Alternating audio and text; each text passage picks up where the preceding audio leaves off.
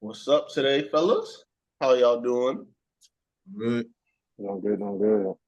Episode 58, 30, 12 Innings podcast. Um, Took a week off, getting some things set up for you guys. Definitely going to be dropping some fire. Got some good stuff for you guys, so stay tuned. We'll get right into it. We got 4 topics today. First one we're going to talk about is Jerry West and his recent passing. You want to give me just how you feel about that off the rip, Brodrick? This year has been like a crazy.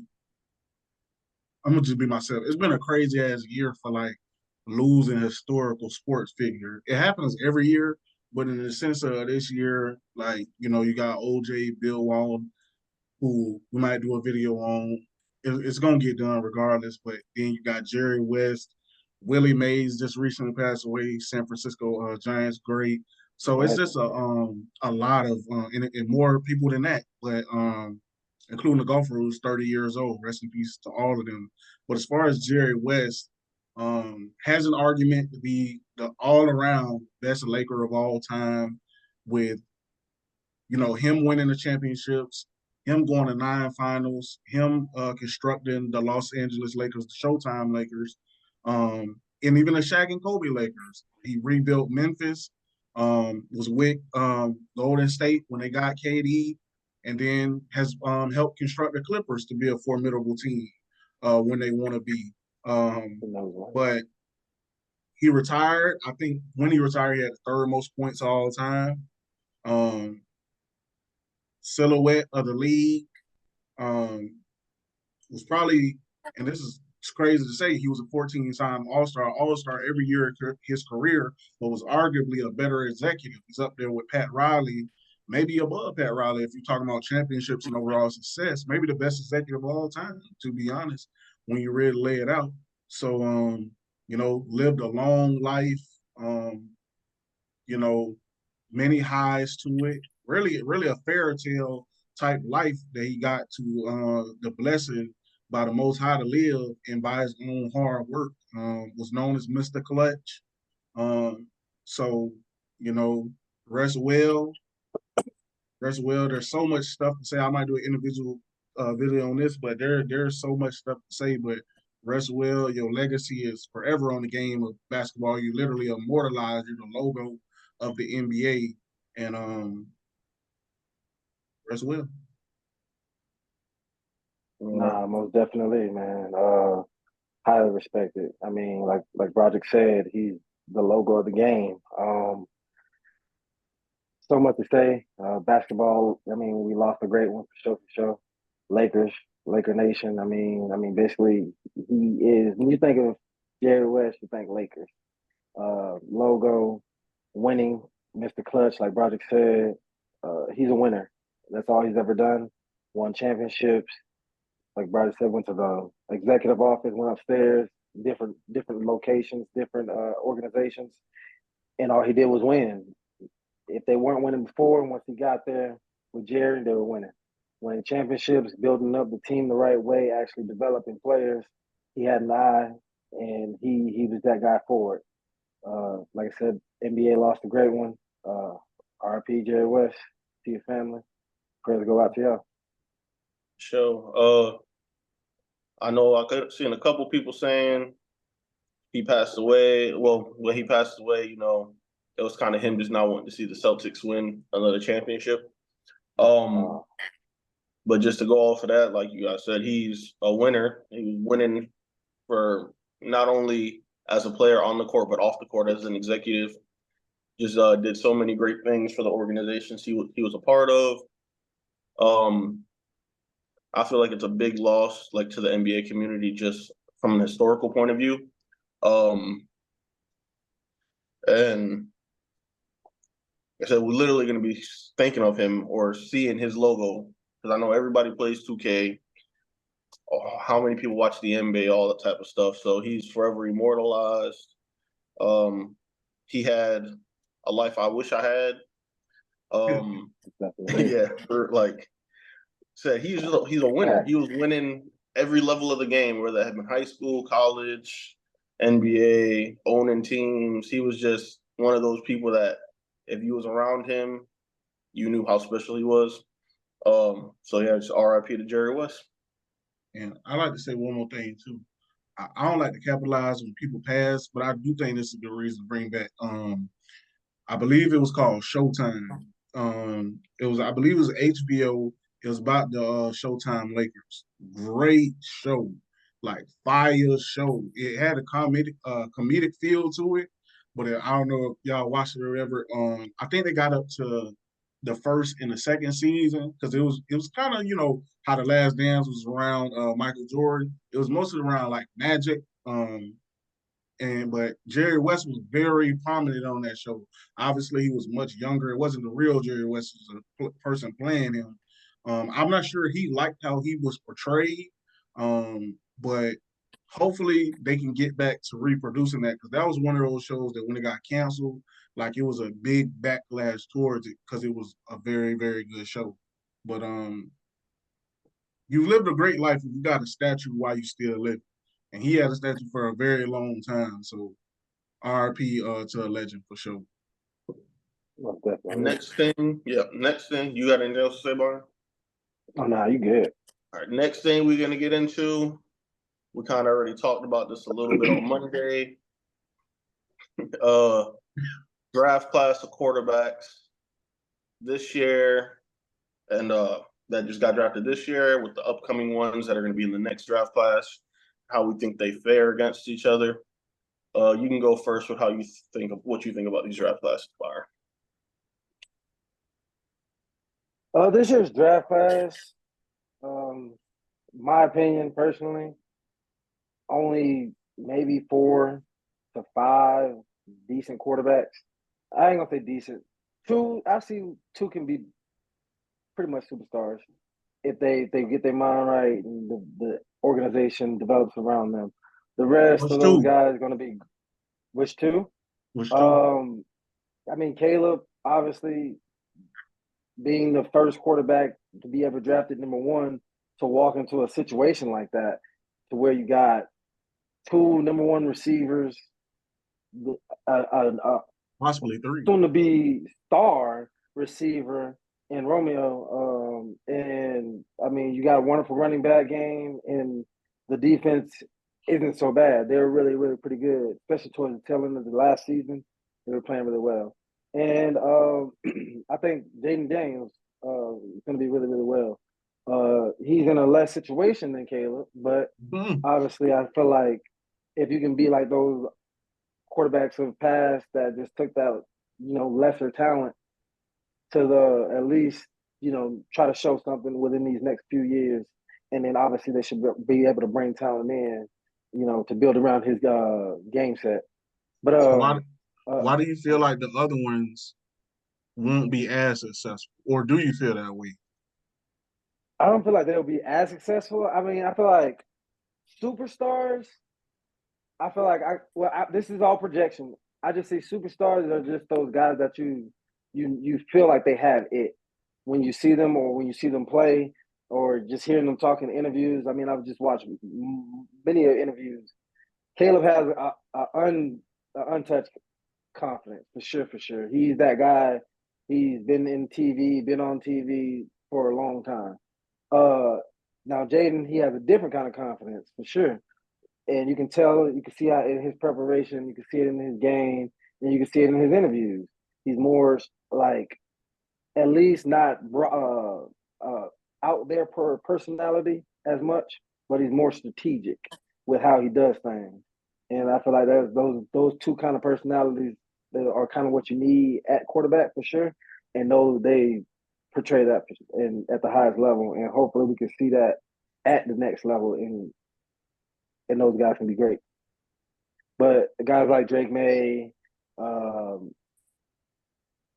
that went to Vikings, what's his name? McCarthy. McCarthy, Pitts. I feel like I'm really high on Pitts as well. Penix? Penix, yeah, I'm really high on him. Me personally, I don't think I said this. I think he's gonna be playing by this year. like I don't wish nothing. I'm gonna knock on wood. I don't wish nothing on anybody at all. I just think from talent wise, I think it's gonna be a beef. And by the anytime if anything happens and he just gets that chance to show what he can do, it's gonna be kind of hard to put that back on the shelf. Like, I mean, obviously you got a 100-something million invested in Yeah. Kirk, but hey, we do Yeah. stupid stuff all the time. we only human. We only human. And he okay, so the organization, I don't know if a lot of people seen, I'm gonna go off topic a little bit. I don't know if anybody's seen when they were making the draft and the owner came into their office when he picked Penix, and he literally had to explain why he picked Michael Penix. Like, it was ridiculous. But I feel like they probably, in his mind, like obviously he probably said this to the owners, explain to me why you gave Kirk Cousins 100-something million with an Achilles tear and not playing so great last season when he was in. So I mean, younger talent, I feel like he needs to be like if he shows that development, which throughout the season he should, he can be playing, at least in my opinion. But those what I said, about 4 or 5 guys are definitely going to be decent guys like Bo Nix, future backup, possibly. I think he just kind of in a bad situation with the Broncos. I'm not gonna lie. I think And Bo's that's gonna and start this year. He's he's gonna gonna start for sure. he definitely is. I just But don't know how organizations mess up people good it's all the gonna be time. for him. Y'all don't like Sean Payton? Organizations mess up people all the time. I love Sean Payton. Who that I don't nation? like the Broncos. But I don't love him in here. Yeah, He's too full of himself. He's too full of himself here. Like, he thinks because he's been coasting off that one championship with the Saints, he ain't been on that Bill Belichick mindset of like being focused. Like, he just been stunting. Now he done got this huge check out here from the Walmart boys, and he just been living life. Like, you seen what he did, called his quarterback out the first day he signed on the line to being the head coach. Like, who I does got that that? Monty Williams. Like, come on, man. Like, you don't do that to your starting quarterback. But because he ain't never do that to Drew. I mean, but Drew wasn't like that, obviously. But Yes, that's Drew Brees. yeah, Drew Shiesty Yeah. out there in New Orleans. But yeah, I mean, no beef out here. Don't come for me, Colorado people. But I'm not a fan of him or both. So yeah. I mean, Bo Nix also played in the Pac-12, so That's none. pretty good last year. But it's nothing compared to Jaden McDaniels playing in the SEC or Drake May in the ACC is what I'm getting at. ACC, SEC is different for I sure. think Pac-12 was better than the ACC last year, personally. Now, don't get me wrong. None of them was better than the Noles. Don't get me wrong. 13-0 speak for itself. Yeah. But besides the Noles, every team in the ACC was kind of they wasn't what my son like to say. They was borderline dog water. Pac-12 had Oregon, Washington, Oregon State, Utah. That portal been wild. Huh? That portal been wild. Yeah, man. Yeah. I mean, Pac-12 was kind of vicious last year. Team. Even USC, they went 8-4, but they had the number 1 overall pick slinging around the yard. Yeah. If Miami was good, maybe we would have had a third team besides Florida State and Louisville that won double-digit games. But I think NC State might have won double-digit games either. But I'm sorry for cutting you off, brother. You got it. Oh no, you good. You good. I'm pretty much done. I got us off track. Talking about You know what I'm saying, Chalil. Oh no, like I said, let's talk about quarterback. How the draft class stacks up. I like the draft class this year. Like, since we talked about it a few days ago, I kind of did some looking into it. Definitely about, I would say, like 3 or 4 quarterbacks that have that franchise quarterback potential coming out of this draft. Drake May, I think, is probably the most NFL ready quarterback. Just his everything all around, his intangibles and all that. I definitely think he is gonna come in and produce and just get right to it right away. Jaden Daniels, Heisman Trophy winner, brings that different type of athleticism to the game for the Commanders, dual threat quarterback. And then you got Caleb Williams, number 1 draft pick. He's also pretty much good all around. And he has Keenan Allen, DJ Moore, Cole Kmet, and DeAndre Swift out there on the offense to help him out. I feel like he's going to have a pretty good season. Bears, I see the Bears probably making the playoffs as like a wild card team, if anything. Not surprised. And then you got, out of the the draft class from next year, only names that really kind of ring bells to me is Shador Sanders and Quinn Ewers. Carson Beck, kind of iffy on him. Just I haven't seen too much on him really. I know he's probably the number 1 overall QB prospect right now. But I mean, we all see what Shador Sanders can do. I mean, Colorado was one of the most televised schools in the country, probably. I already told you guys I do have issues with him holding on to the ball a little bit too long. And kind of, just some things I see him as is kind of just, there's a couple selfish things that I've seen from him. And then Quinn Ewers, he had a great season at Texas, led him to the semifinals. And he put up that fight. It was pretty much a back and forth game with Washington. That was probably one of the best games that I've watched in college football in a while. But I definitely think the draft class this year has a few levels above the draft class coming in from for the year next year. Yeah, give me a player comp to Shador, who you see, and then I'll tell you mine. Ooh. You can do this too, Byron. Player comp for Shador.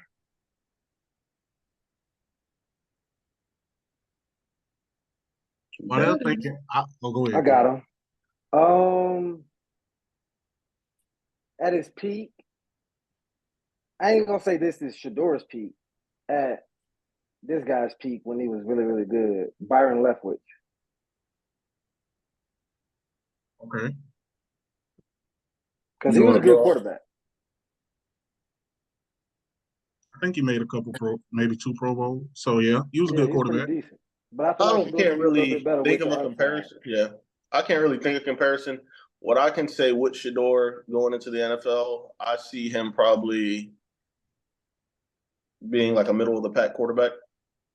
Like he's good, but he's not one of the top quarterbacks in the league type stuff, but he's also not the worst. I see him being kind of in that middle pack area. So they're going to be decent and win, but he's not going to be the reason why they win. My coach, and then I'll let you get back to what you were saying about unless like you had finished it. Like my comp is Teddy Bridgewater. Like Bridgewater at his peak though. Like I see Teddy Bridgewater. So it kind of falls in line with what y'all saying. Not probably in the top. Well, not probably. I don't think he's ever going to be a top 10 quarterback, but I don't think he's ever. Well, I ain't gonna say ever. I think at his peak he'll be between 10 and 20. And I think that's kind of optimistic too. Like I really think it's kind of optimistic. That's pretty high. Yeah, that's like Teddy y'all competing for a Geno Smith almost. As an almost top 10 quarterback. I don't think he'll ever be Geno Smith just because I think people look at Geno Smith and he's black, so they just think he's this amazing athlete. And really, Geno Smith is more about like thinking the game. Like he's a much more cerebral style quarterback. He has a nice arm, but it isn't incredible. Like he doesn't have a cannon or anything like that. He just No, you're right. I don't see Geno Smith as like a top 10 quarterback. I see him as like middle of the pack too. You don't think Geno's top 10 right now? I'd have Top to go through it. 15. If he is top Yeah. 10, if I go through the quarterback list and he is top 10, it's going to be closer to 10 than it is, Oh, I say absolutely. about top 15. Absolutely. So I say top for me, 15 he's for sure. anywhere For from sure. like if top 10, he'd probably be anywhere from like 10 to 15 in that general area for me. But because he's definitely better than a lot of these quarterbacks out here. But I could think especially off the with top him of my head. reviving his career with that Pete Carroll. Yeah. For sure. Off the And, top of my actually head, I building can up. think of 6.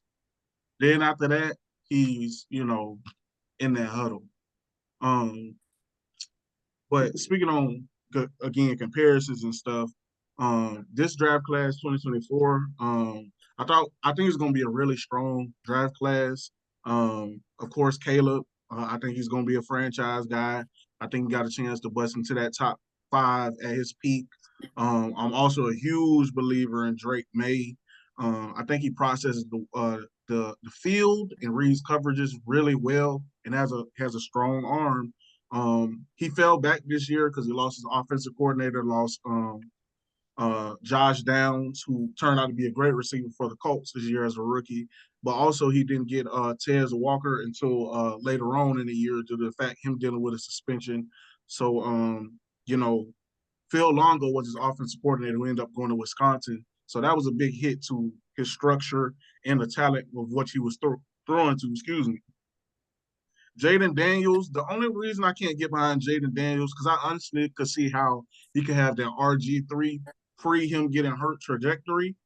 The only reason I can't get behind him is because, and it's going to sound kind of insane, but in the games I got to watch him close, they were all against Florida State. When he played Arizona State as a freshman, I got to see him.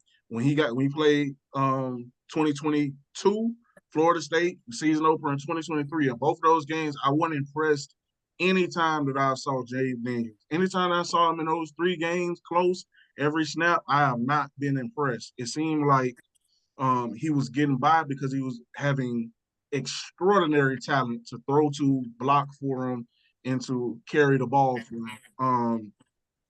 To my JJ. Yeah, no, Jaden, both of them. Oh, okay. But I was talking about Jaden Daniels actually. Okay. Now I could see. I think Jaden Daniels will be better than Shador for sure. But oh yeah, superstar. I do think again Michael Penix. I don't know if he's gonna be a superstar, but I think Michael Penix, Bo Nix, and what was the other one? And JJ McCarthy. Those guys would go ahead of at least. I think those guys would go right after Quinn, and I think they'd be in the mix after that. Like if 6 quarterbacks went in the top 12 for 2024, out of those 6, the last 3, which were Nix, Penix, and JJ McCarthy, I think they'd be the 2nd, 3rd, and 4th quarterbacks for the next year's draft. Which I would have Quinn as the first quarterback off the board next year, personally. And I think those quarterbacks would be in a mix with Carson Beck and Shador. And we got to see. Yeah, I think Quinn Ewers, personally, I think this is going to be a breakout year for him. Last year was a good year for him, but he came back for a reason. He came back to be the #1 quarterback off the board. Most likely. I think he's going to be the quarterback of the Giants next year. So I expect him to do big things. But bottom line for this segment, the end of this segment, I think that this year's class is going to be much better than next year's class. And I think a lot of the best quarterbacks in college football next year are going to be some of those underclassmen. The sophomores, the first-year starters, the players who have been waiting their turn. I think those guys are going to be the one. I wouldn't take a quarterback like Jalen Milroe, Alabama. He's getting Heisman hype. He might win the Heisman Trophy, but I wouldn't take him in the first round. Sure. Hey, as long as they're not the 2021 draft, we don't need that again. Oh, yeah. At all. They all got traded. Speaking of one of them, probably should have. But I didn't say that, Duval. Oh, but yeah. hey, I'm glad up in Greenville we got rid of odds. So that's all that matters. Mm. Hey, going back a little bit of what Brock said brings us to our next topic. Trevor Lawrence's big contract extension. How are we feeling about that, Byron? Or Brodrick, how are we feeling about that? Yeah, let's go to B first. Money. I like Big it. one. I use that. Now I'm like, but nah, man. Folks got that bag. I ain't mad at him at all. I know he in the city. I know he was the man before the bag came. Now he got that bag. Yeah. Boy, he gonna get anything out here, boy. But on some serious tip, when you think you have a quarterback, I get why at this point you have to lock them in for the simple fact that, I mean, I hate to put it like this, but there's only so few quarterbacks who have the ability to lead you deep in the playoffs.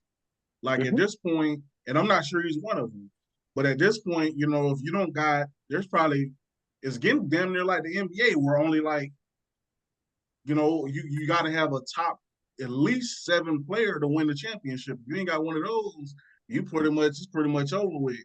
It's kind of like that in the NFL when it comes to quarterbacks. It's not like the olden days where, you know, a star running back could get you a championship, a Super Bowl. You got to have a good quarterback unless it's over with. San Francisco 49ers. I think Brock Purdy is a middle of the pack. At his peak, I think, you know, he's probably around that top 9 through 14 type of range. I think he's a decent quarterback. I don't know if he's ever going to be able to lead them to a championship. He is young, but again, I don't know if he's ever going to lead them to a championship. So Trevor Lawrence, kind of the same thing. If I'm being honest, I think Brock Purdy is better than Trevor Lawrence, to be honest. But Trevor Lawrence has better tools. And I think the second year in the system, I do think he has a chance with Doug Peterson. I think he has the chance to be better. Statistically wise, I don't know if efficiency wise, though. I think it's going to sting losing Calvin Ridley. You're replacing with Dave Davis. That's downgrade. Still got the amazing and extraordinary Christian Kirk. Ass back. And then I think they picked up one other receiver. Oh, in the draft, they picked up my boy, I can't remember his name, Brian Thomas. Why I say Brian Thomas, Brian Thomas. So there's a couple I think they did improve in a lot of places on the Jaguars, and I think they're gonna be, I don't know if they're gonna be better this year. They gotta be better than this year. Once you gave this man a big contract, now you limited how else you can build out the roster because he's so much of a cap hit every year that you kind of had to hit on some of those picks. So we need some of these draft picks to step up, and we need Trevor Lawrence, now that you got the contract, he's been carrying the team, but instead of being a middle of the road, I think he might be tied with Joe Shiesty for the #1 contract in the NFL history. So we need you to step into that biggest contract in NFL history type of performance. You need to propel us, the Jaguars, to new heights. I don't know. I think the Jaguars made the Super Bowl back in the day, but since Mark Brunell, you know what I'm saying? You need to be up there with Brunell and those guys, Maurice Jones-Drew and those guys. We need to see bare minimum playoffs. Bare minimum playoffs this year. Bare minimum. So that's what I got to say about it. Show. Nah, he's beyond bare minimum of making the playoffs. I need a playoff win. Bro said bro got the boosie. I'm gonna do one, bank roll after bank roll. Hey, 5 years, 275, 200 guaranteed. The dotted line, bro, get 142. Soon as he signed, they throwing him that money. Stop playing, man. I need at least one championship. I just said championship. I mean that too, but at least one playoff win, and I need consistently at least 3 years of playoffs for sure. Because this is a lot of money. I mean, starting quarterbacks do not just fall off the tree, and especially in the NFL, especially at least decent, good quarterbacks just don't fall off the tree. I mean, the same guy that got drafted in his draft class is now his backup. So I mean, I think he got drafted pretty high up in the draft as well. I think what Mac was like top. He said 13, 15. 15. Hey, that's pretty decent. But he got to show and prove. I mean, I need really, really great, at least decent numbers. Bro said that he don't think the efficiency gonna be there. Hey, you got to make it work, bro. I need at least. I'm looking at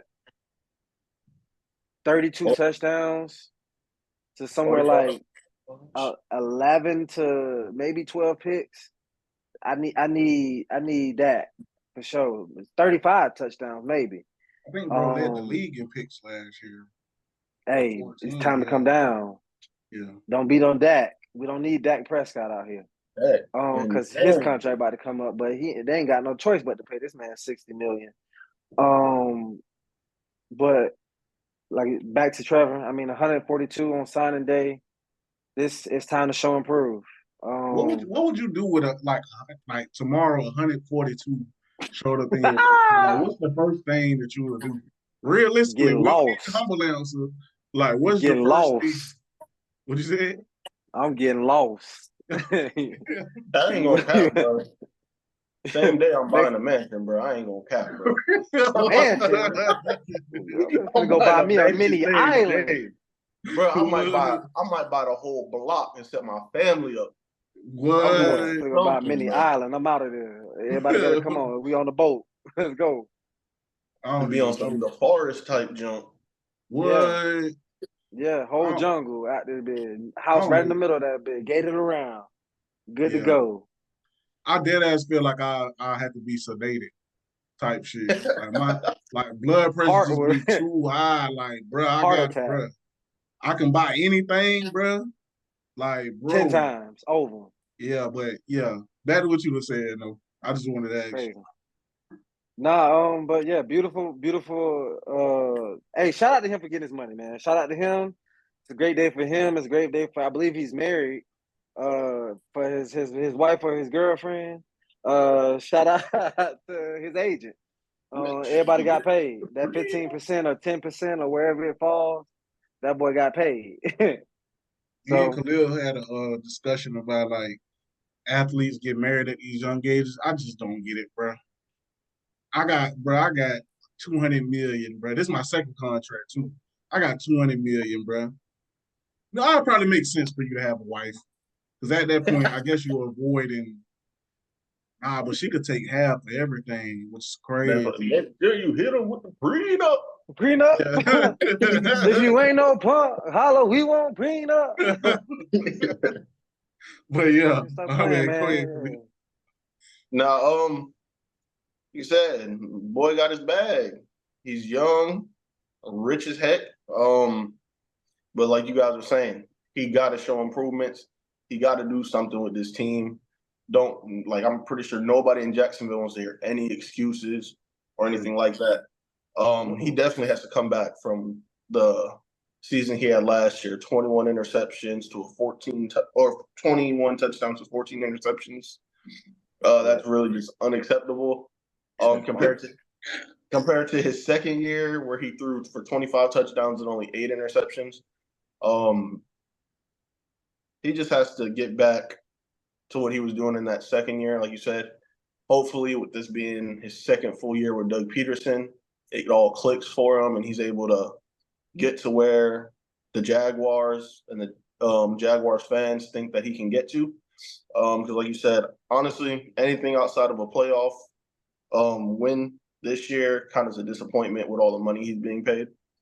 And, it's also they make the playoffs, they win a game. That's something for them to build off of, try to get somebody out in free agency, keep building up the team. And, just hopefully he performs to how he needs to kind of honor that contract that they just gave him. And I think the defense is going to be like really good this year. They were in my opinion, the top 10. Well, not in my opinion. Statistically, they were the top 10 defense last year. We just hired a new D coordinator. I think he was with the Falcons last year. I think he improved them from somewhere from 20 in the high 20s to near the top 10. So we're hoping that he can take us from near the top 10 to closer to a top 5 defense because they have the talent. You know, it's the Jaguars, so they got a lot of early round picks on that defense, along with a superstar and Josh Allen, who he had to be at least top 3 in the NFL last year in sacks. I think he had around 17 and a half or something like that. So, and Trayvon Walker, former #1 overall pick, you know, it's time for that breakout. And we got, you know, a couple guys in the middle who are good players, nearly Pro Bowl caliber players. So, and they had a good draft. They've been having good drafts. It's no excuses at this point. It's no excuses. Yeah. I mean, the guy could say, man, for goodness sakes, I'm throwing to Gabe Davis, brother. Now, Gabe Davis ain't trash. But if you're thinking of the #1 receivers and where he would rank as the #1 receiver, it would probably be in the 20s. If you had to do the top 32, top 30 #1 receivers, it's probably in the 20s. I would have to think just saying his name, it has to be in the 20s. Gotta be. Besides the Chargers, I don't even know what their #1 receiver would be. I digress. There ain't no excuses no more. It's crazy that the rookie finna be the best receiver on the team. Ooh, for the Chargers? What was it? Lad, for Jazz. Dude from Georgia? Lad McConkey or something like that? Oh, for the Chargers. Oh. I'm crying. Probably. But no, he might be their best receiver on their team, too. The Chargers. But you were disrespecting Christian Kirk just then, too. But yeah, the Jags. Who? The Jags is not like Trevor Lawrence doesn't have weapons. He has a decent group of weapons. He has, like you said, he doesn't have a #1 receiver, but he does have. Got 3 number 3s. That's what I was gonna say. Evan Ingram will be his #1 target. Right. But you know, you still have 2.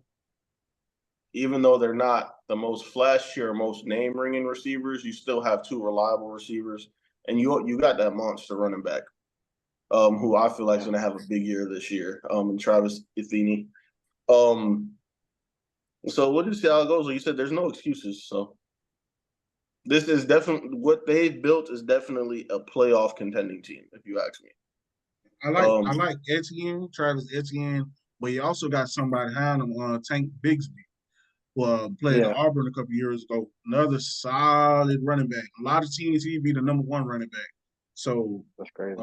He definitely has the infrastructure to be successful. Yeah. Speaking of which, I think it's debatable if Daniel Jones has had a better career so far than Trevor Lawrence. It's not debatable. No, it's not. Why are you? But okay, what has Trevor Lawrence done that Daniel Jones hasn't? Let's see. My big issue with Daniel Jones is he's a check down god. So like I said, but where did he go? Who's the guy throwing to though? He ain't throwing to nobody. Bro, there's time during games that I watch where he got niggas wide open down the field and he missing reads. Do we got time to throw it over Evan Neal? And Tyrod Taylor and Tommy DeVito had time to get it down there. Man, hey. No, DeVito was kind of getting up out of there. Why Tyrod Taylor a backup this year? And DeVito, I don't know, he probably on the practice squad. Why they still ahead of him? I mean, why are they still behind him? They paid him that money. Because the Giants got the money. The Giants got the money invested in him. So nobody want to be wrong when he's a decent prospect. I'm just saying he's a better prospect so far. He's been a better prospect than Trevor Lawrence, or comparable. I don't think he's been better than Trevor Lawrence. I can't. But I'm saying, by what metric has he been worse? I just feel like Trevor has a way better upside. Me personally, than as far you got upside, turnovers, talent. Daniel Jones' first 2 years fully in the league, bro. How many fumbles did he have? How many interceptions did he throw? Trevor led the league in interceptions. Yeah, for the Over the one season. He only been in the league how many years? This is going on his fourth. Three. The only reason Daniel Jones ain't lead the league in goddamn interceptions is because the offensive line can't help this man. The man hurt. And then you also had Dak throwing so that's way what I'm more saying. than him. He was like right behind Dak, though. So if they got comparable numbers. But what I'm saying, if they got comparable numbers, but Jacksonville clearly has a better supporting cast, and they have comparable numbers, wouldn't that equate to Daniel Jones being a better QB? Has Daniel Jones won a playoff game? He did. He has. They beat the Vikings. But that was the best season he had, and that was I'm a biased person sometimes, so I see that blue. So he just trashed me. That was the best season he had, and honestly, that season, even though it was a good season for him, is mediocre for a lot of quarterbacks in the NFL. Because he ran a lot too in that season. Like he was just running. I mean, but yeah, Trevor Lawrence has had better stats than him every year that they've been in the league. Besides the interceptions factor, everything else Trevor Lawrence has had better than him. I mean, that's a by big, like big miles. Factor. By miles. Not by miles. No way. Yes, by Daniel Jones thrown for 4,000 yards in the season? Has he? You don't. I mean, has he thrown for 4,000 yards? I don't think so. Maybe once. Maybe that one season. Well, no, I don't think but that's what I'm saying. Who is he throwing to? No, he hasn't. The most he's thrown for is 3,200. Okay. Hey, man. That's decent. I'm not saying these guys is Patrick Mahomes. All I'm saying is, hey, one of them is making more than Patrick Mahomes. But in that guy that's making more than Patrick Mahomes, I mean, he's comparable. For his best season was 2019. As far as stats, Sunshine State, and that was 24 touchdowns, 12 interceptions. That's Daniel Jones' best season by far. This man ain't lose till he got to the NFL. So he's a proven winner. It's going to click. I'm not saying it won't click. I'm saying so far they've been compared. What's Trevor Lawrence's best season? 25 Trevor Lawrence's best season, 4,000 yards, 25 touchdowns, 8 interceptions. And that's the best season. And I think both of them both of them winning a playoff game. Daniel Jones has been in the league for what? 1, 2, 5 more seasons than Trevor Lawrence. Yeah. So, and I would say they're around the same. They're around the same. But that just means Trevor's better, though. Huh? That just means Trevor's better, though. Less time. No, I disagree with that. If you played less time in the league, you had less time to actually develop compared to had a way better supporting cast.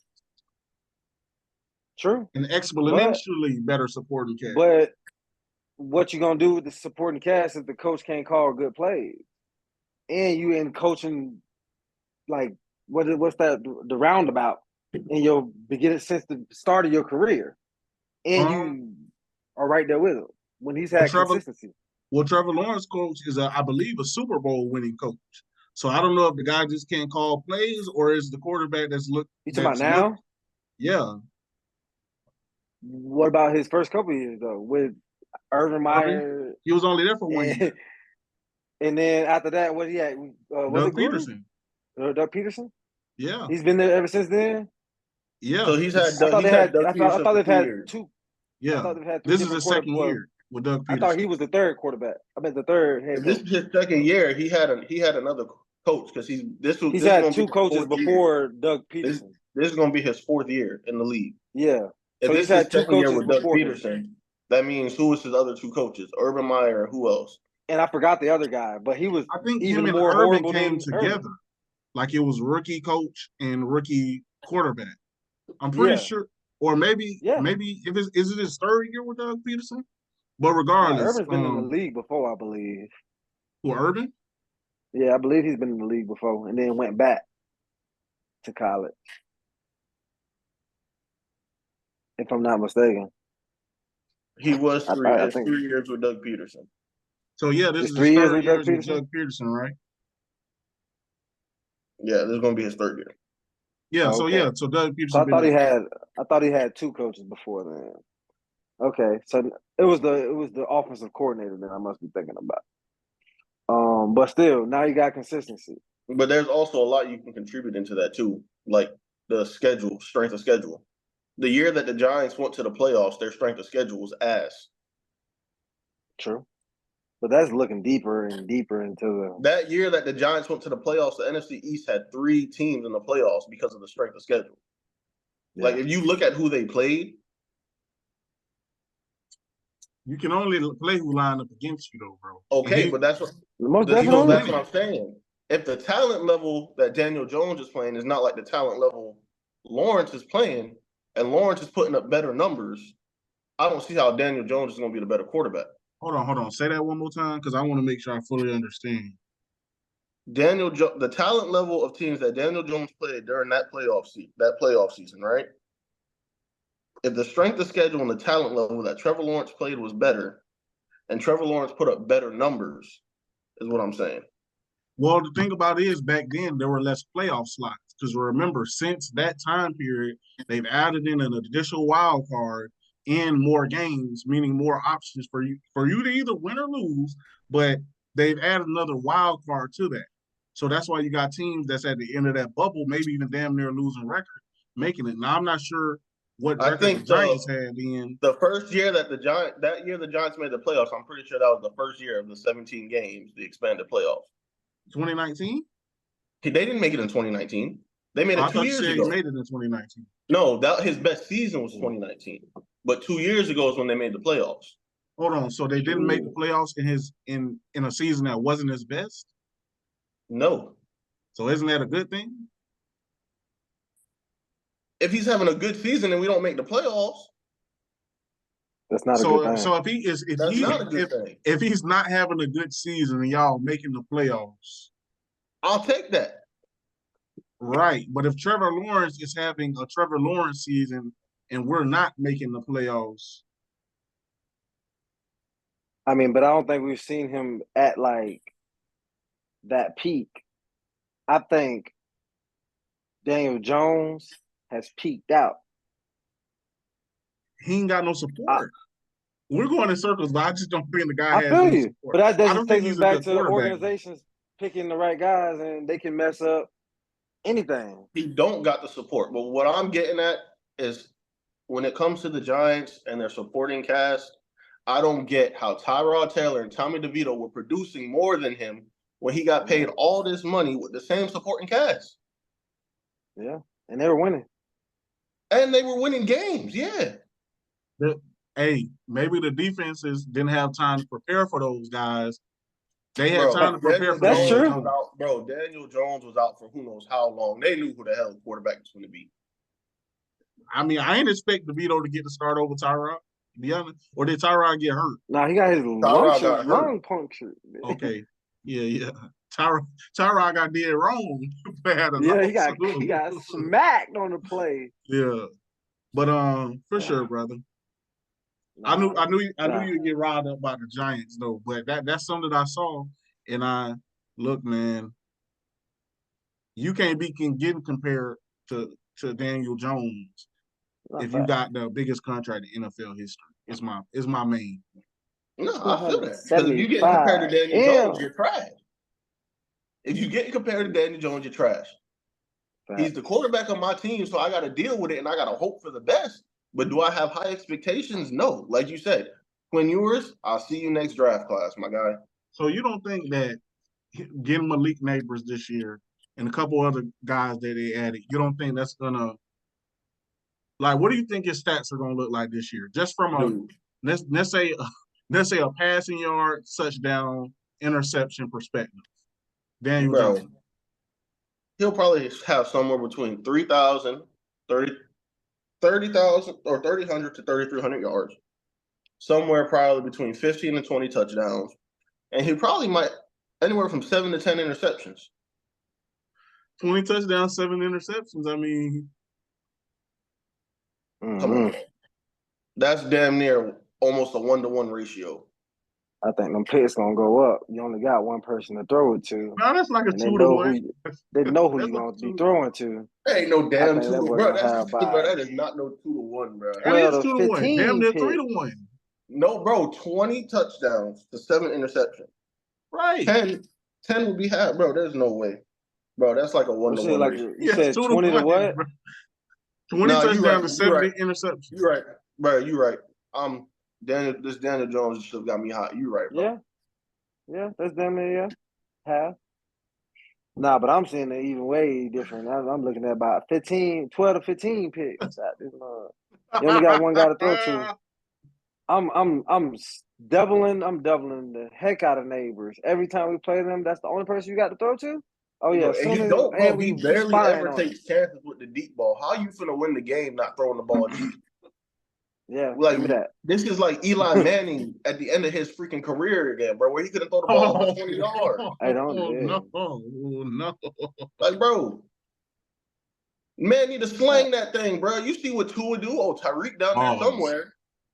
Somewhere. But okay, so Trevor, I predict Trevor to have. He might have a good this year.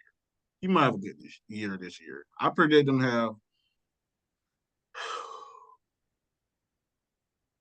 He might have a good year. I would say anywhere from 36 to 38K yards. That's great. From a touchdown perspective, I predict he'll have around 22. 22 with 38 passing yards? 3,800 passing yards? Yeah. Anything gonna put on the end zone more than that? I don't think they have the playmakers to get in the end zone. Like, I think he's gonna hand it off to ETN a lot near the goal line or in the red zone. I think they're gonna look a lot to get that done. Personally. And interceptions, I think he'll have about 11 picks. And maybe 22 is a bit low for the guy, but I had to be shown. I gotta be shown, bro. At this point, I gotta be shown, bro. He had 21 last year, and he lost his number one wide receiver. So, I mean, I gotta be shown at this point. But we'll see how it goes. But yeah. Hey, that money, but I need to see we something. get off quarterbacks. I know that got my blood turned up. We get off quarterbacks. Point blank period, Daniel Jones, you gotta show me. Point blank period. But Daniel Jones ain't got the biggest contract in league history. But I'm sorry for even saying that. My fault. Yeah. That man, he on my favorite team, bro. He want my support. He gotta show me. I don't even play with them boys in Madden because of him. But last topic we got just concluded the NBA Finals. How we feeling about that? And we go with Brodrick first. Oh, you go with Byron. We go Byron first, yeah. Let's do this, man. Shout out to my Dukes. We won a ship. I don't really care. It's been not really one of the most exciting finals, but I'm happy. My guy Tatum won one. Obviously, a little bit upset. He was trying to go for the MVP at the end, but hey, they gave it to Jalen. He did a wonderful job guarding Luka all 4 games. Did his thing, and he did something that the previous team in the Timberwolves didn't do in going at him on the defensive end, and which Jalen could do. He bodied him. He got him into his spots, got his shots up, did a wonderful thing. Kyrie did not show up. I don't know where he was at. Maybe he was doing ayahuasca with my boy A-Rod. But he didn't show up for the finals. He was talking about it, when the first finals started. I've been here before. I got to show my guys. I got to help my guys. But I mean, you really didn't, bring that kind of energy to the court, to these games. Luka, you did all you could do. You were hurt. He played his best. He got his team to the finals. I mean, you got that blemish now if you 0-1 in the finals. So, I mean, next time you get there, you definitely got to try to win it. But I could see them definitely getting back, not with this specific team, even if they have to switch it up. But decent finals, not really watchable due to, not being such a high level thing. And I mean, they got gentlemen swept. So, yeah, great season. Shout out to Tatum winning his first one. We did it. Yeah. How you feeling Holding about it, bro? Deuce. Holding that boy Deuce up. That boy trying to go viral. Boy, that boy trying to have that KG moment. Anything Yeah. stop it. Yeah. Honestly, man, Kyrie didn't. I ain't gonna say he didn't show up, but I think Luka, he played good, but I don't think he played to his normal standards. Right. Including getting fouling out of a game in the NBA Finals is kind of insane. But I don't even think that it was questionable him fouling out. Like he was just playing recklessly on defense. Seemed like he was kind of playing out of exhaustion. Like when a person get tired and they just trying to do certain things, like that's Hack kind of seemed foul. like he was playing. Yeah. So he played good, but I don't think he played to his normal standards. Definitely not to the highest of Luka standards, which arguably we haven't seen. But we did see him this season drop a 72-point game, a 73-point game. He was dealing with some ailments throughout the playoffs. I think that hindered a lot of his situation. But and the Celtics were a terrific the defensive team. I really hate the fact, shout out Hard Rock Bet, but I really hate the fact that the game that I betted on, they got beat the Celtics by 40, damn near 50, and I picked them to win. I really hate that because why the only game I bet on y'all flop like that?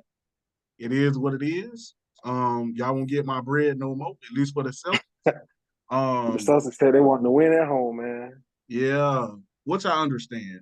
Um, I thought in the West the playoffs were exquisite.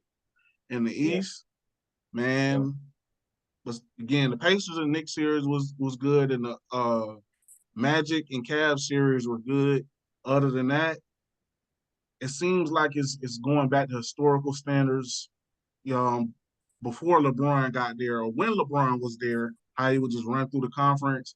The Celtics have been doing that, and it showed why. Because I ain't trying to say the rest of them boys kind of doodle over there, but it's a bloodbath until you run into the Celtics. That's how it kind of seems. So, with that being said, I thought there were moments where it was entertaining, but most of the games were blowouts, which I think is a league-wide NBA problem. If you watch NBA regular season basketball, it just seems now it's like when one team gets hot, it's pretty much over with. It does allow you the chance to have epic comebacks, but that's not happening at the frequency to balance out the historic blowouts you damn near seeing on a nightly basis. So I think that's watered down the product some, and I ultimately think when the numbers come out, this might be one of the technically highest rated finals.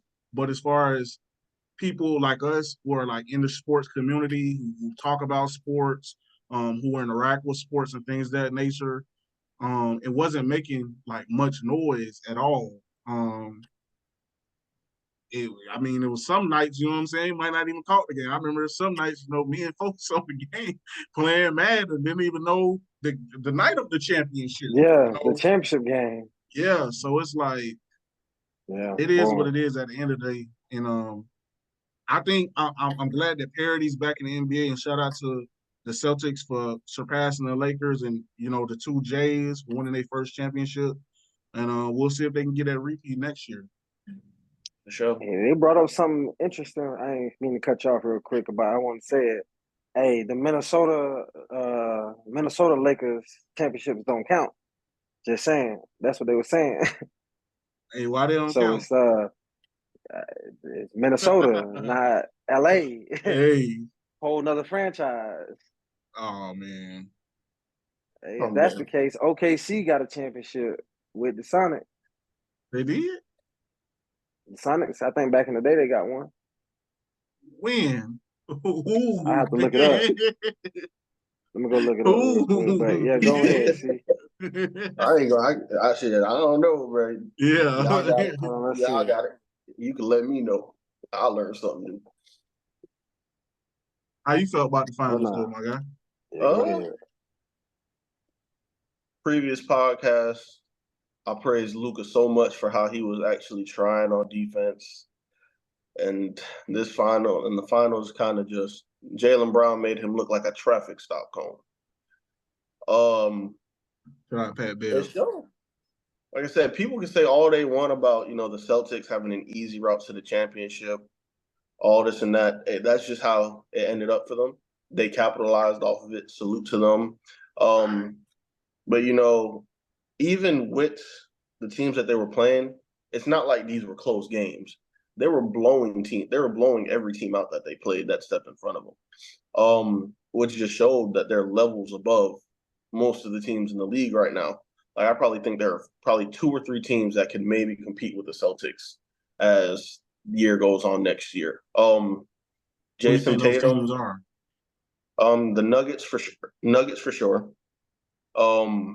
Definitely got the Bucks with Giannis coming back. Healthy Bucks team is a dangerous Bucks team. You don't And think then the Mavs could? Go ahead. Nah, I don't. I like You the don't think the Timberwolves a Mavs lot. could do it? No, I like the Timberwolves a lot. I feel like the Timberwolves, even though it didn't show in the Maverick series, they have a lot of good defensively that I think could kind of try to even things out or, put up some type of conflict against the Celtics. But the Mavs, like I said, their defense was it just got outworked. It just got it looked like little kid defense at some points, just the way that the Celtics were able to find open guys to score. Also had a lot to do with role players. Drew Holiday played a big part in this championship. Al Horford played a big part. Derek White, just that whole starting 5, and then you got to worry about Porzingis coming off the bench.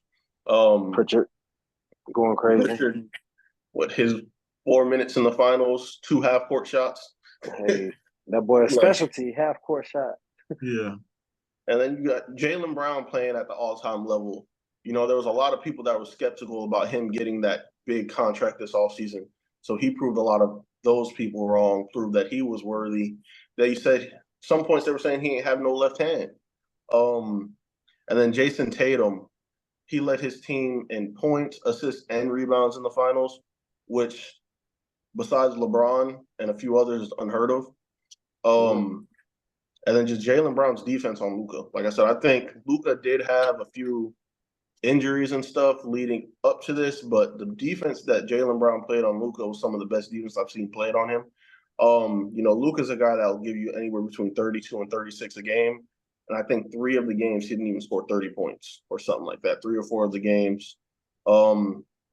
Kyrie, he just didn't have that same pizzazz he had in the conference finals. Don't know what it was.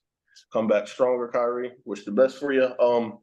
And then the role players for the Mavericks.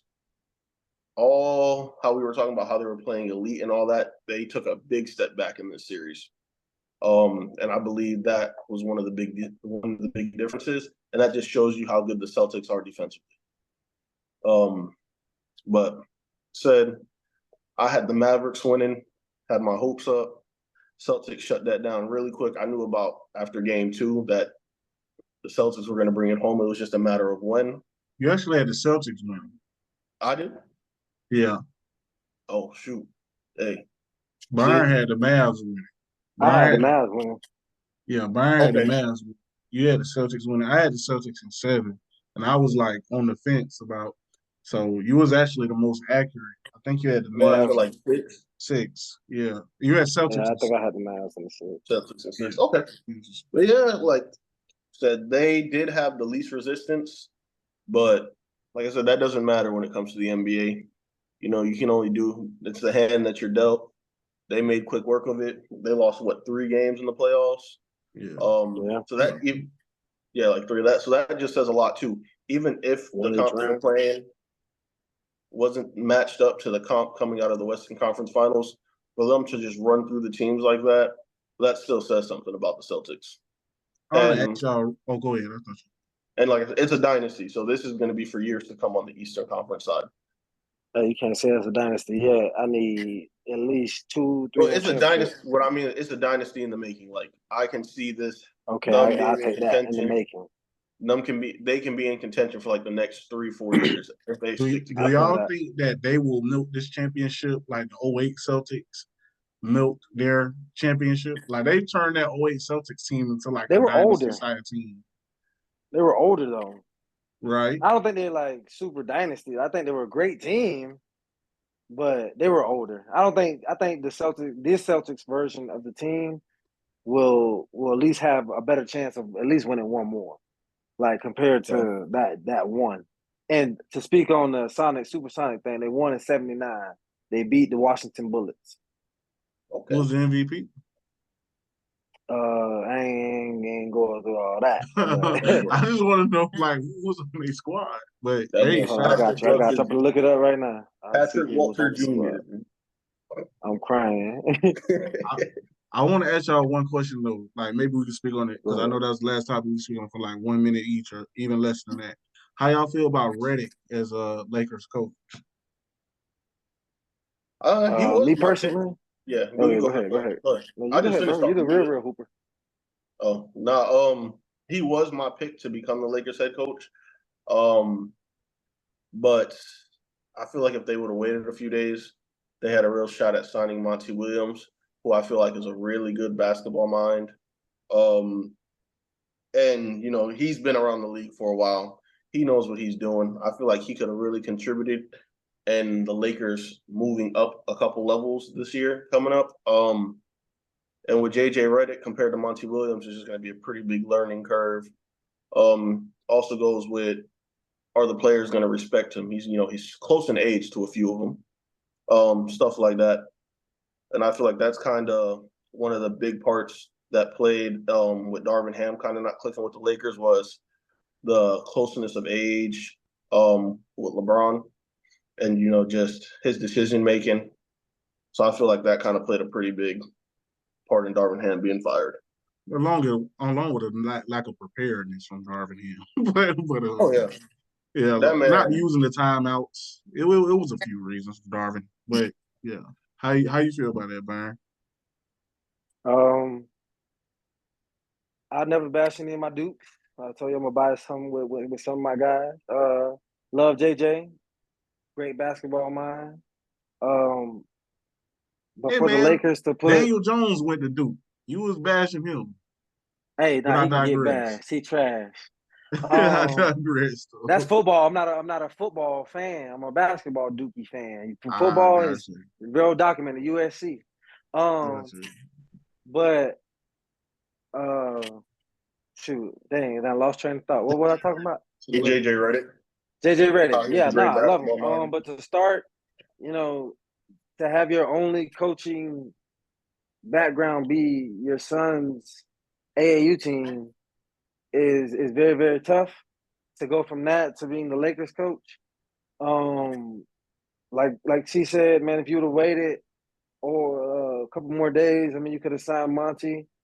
I mean, you could have even gave Sam Cassell, who's been in this league, an actual shot at a head coach if you wanted a first year head coach.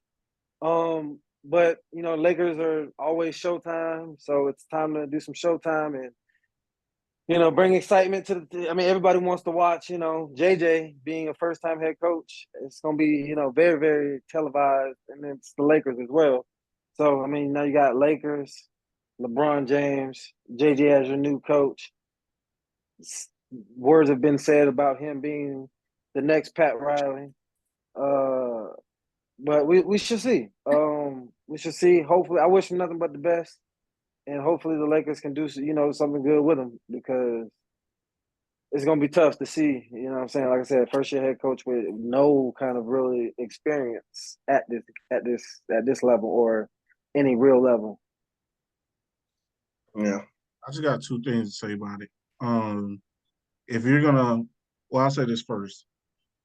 What's the difference? I believe this probably finna sound crazy, but what's the difference between hiring JJ Redick and hiring Gilbert Arenas besides one is black and one is white? One going I don't think that sounds too crazy. But yeah, And Gilbert Arenas played at a higher level than JJ Redick. for sure. Not fact. So I don't think that sounds too crazy. And they both do podcasts, successful podcasts. Shout out Gil's Arena and the Old Man in the Three. No chill, Gil. Yeah. And they both obviously know ball. So what's the difference with hiring Gilbert Arenas or JJ Redick besides the fact that he's a white dude? What does he resemble about Pat Riley whatsoever? That's Nothing. Right. So that was a cop out. The slick back hair. So obviously, dude is this is a cheap move by the Lakers. They were trying to hire Dan Hurley, he's using them for more money. But this seems like a cheap move by the Lakers. You're not gonna have to play him a record-breaking contract.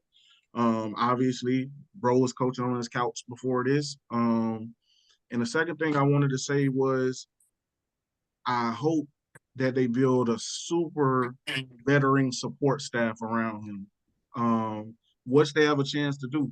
I heard if James Warrega didn't get the job, that he would be a lead assistant candidate, but he is in contention for a lot of other head coaching jobs. You know, like Chalil said, I would have personally preferred Monty as the head coach. And we just can't say if they would have waited days because that's from a fan's perspective. Like in the business side, there's a background and they know when stuff is coming down the pipe. So Monty got fired either yesterday or the day before that. JJ got hired today. You didn't have to make a hire right now. The NBA draft is until the 26th. So you had time to still do your due diligence if you really want to. I really think once Dan Hurley, even before he turned down the job, but when he turned down the job, they were just waiting to hire JJ. Because they know that people in some ways are thinking about the NBA finals and the draft is coming up, so they could just sneak this in here. And they did it kind of late at night. So that was another reason. It's gonna be the #1 talk of sports shows tomorrow. At the end of the day, I mean, I hope they hire a veteran support staff. And I hope it works out, man. I just think that the Lakers are kind of going out bad, man. I think they're kind of going out on some cheap style stuff, man. And quite frankly, I don't think it's a move that Jerry West would have made. I think he was a pretty smart mind to listen to. Yeah. That's why he left. As soon as, I mean, respect to mine, obviously, because she had to do something to get to that point. But obviously, you know, your dad was Bust and last name. But once Bro said they came to that, like, oh, we gonna have to pick everything. Nah, Bro was like, nah, I gotta be out because I know winning, and it's my track record, and if you're not gonna follow it, I'm gonna hit the dough. So but I think one of the people they was talking about, I think they said that could possibly be on the staff is Rajon Rondo, which that's a great mind. I don't think I like it though. Like you said, you got Sam Cassell, you got Monty Williams, you got all these other people that have been around the league, been coaching around the league. I feel like you can get a pretty good staff together. You kind of, like how the Celtics did with Joe Mazzulla. Yeah. They got that good veteran coaching staff around him. I feel like if they can do that with JJ Redick, that'll give the Lakers a really good chance at still being able to kind of be in contention this year. I see that. I just don't think they're good enough. I don't think they're good enough to be in contention. And this person's a LeBron guy. I just want to see them make the playoffs. They got a different roster every year. They got all these 1-year veteran minimum deals. So, what I'm saying, I really hate to put it this way, but they're top of the line talent, which again I think LeBron is the GOAT. He doesn't have the stamina he used to have. He's still up there as far as playing. When he plays, he's one of the best players. He's still up there in the top, being the top player in the league, but he can't sustain that like the players they got underneath him, as far as, players like Jokic, Giannis, all that type of stuff. Like, I'd be kind of afraid if they matched up with the Bucks in the finals. Impact winning. This is not the LeBron that took J.R. Smith and Tristan Thompson and all them boys to the finals. This is definitely not.